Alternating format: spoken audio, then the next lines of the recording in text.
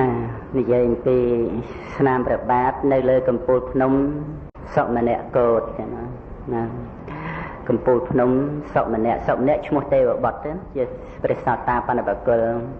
កោតគឺកំពូលភ្នំហ្នឹងកម្ពស់ 2500 ម៉ែត្រ2 គីឡូកន្លះឡើងទៅប្រហែល6 ម៉ោង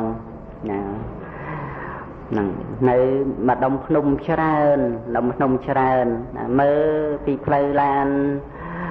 ដែលបើកមកទីក្រុងខេនឌីដែលបានបញ្ចុះព្រះចង្កូមកែវហ្នឹងមើលពីផ្លូវហ្នឹងរំលងភ្នំពីរទៅមើលទៅឃើញច្បាស់កំពូលភ្នំហ្នឹងខ្ពស់2 គីឡូកន្លះខ្ពស់ទៀតណាប៉ុន្តែផ្លូវយ៉ាប់ទំនងជាផ្លូវយ៉ាប់ហើយបានជាមិនបាននាំទៅនឹងទៀតព្រោះគ្រាន់តែបើឡានក្រុមខ្ញុំកណ្ដាលខ្ញុំបាទចេញអំពីទីក្រុងខេនឌីថ្វាយបង្គំលាព្រះចង្កូមកែវមក